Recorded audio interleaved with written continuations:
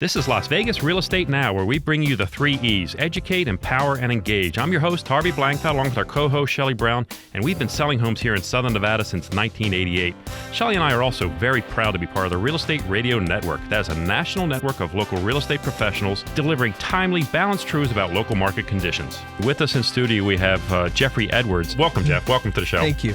First, I want to talk about S-Corps and this the level of compensation we can take as an owner. Yes. We can take salary and distributions, but how does that work? Well, the game that has been played in the past, I'll throw an example out. I have a client that's a surgeon, and he works for himself. He's got his own corporation. He bills out, and he makes about $1.2 million a year.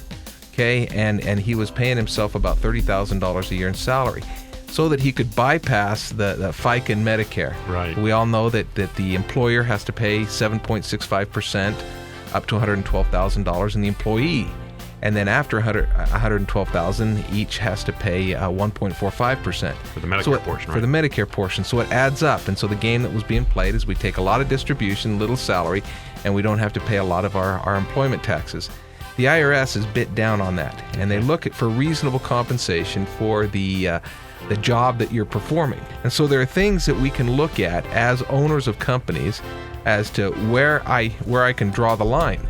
One of which is industry averages. You look on your 1120S, and up on the left-hand corner, it gives an industry code. And then it tells you, and then it gives a description of that industry, what you're in. So the IRS is going to look at that, and then they're going to do a comparison. Next is we need to be consistent. Okay. 1 year, if the S corporation has made a bunch of money and you took a small salary, that's not good. Right. But on the other hand, let's suppose that you're starting out and the S corporation isn't making a lot of money. You need to take compensation, and let's suppose that the S corporation made $30,000. Right. And so you think about the reasonable compensation, say, well, I think $10,000, and you go, yeah, that works. Okay. And then the next year you're all of a sudden you're making $200,000. You're making $200,000, but it doesn't necessarily mean that your compensation level's gone up. It means that you're that you need to start working and building it up. And so be consistent. You know, Helene and I love to donate stuff. It's a great thing, and then we get a little receipt we can use it against our taxes. Okay, the IRS says that if you make a donation of under $250, you don't have to document it.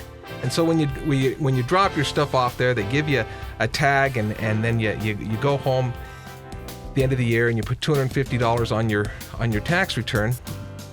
They're not going to bother you too much. They're not going to bother Okay. you. The way that the IRS views this is that the doorknob tabs that they give you, because when you drop it off at Goodwill, they're just going to give you a receipt. It Right. doesn't say the value. Mm-hmm. It doesn't give a listing of what you're donating. Right. And so the onus is on the taxpayer to substantiate what they're giving. The IRS now says that those tags aren't good enough backup for your charitable contribution. You have to keep an itemized list as to what you're giving, and anything that's over $500 it needs to have an appraisal. You can take pictures of the things that you're giving. There's an idea. That helps with the substantiation. Oh, that's a That's a great idea, Jeff. I like that. So take pictures of the stuff that you're donating. Then stuff it in the bag and run it down there. You've been listening to Las Vegas Real Estate Now with hosts Harvey Blankfeld and Shelley Brown. Please tune in every Saturday at 11 a.m. right here on News Talk 720 KDWN.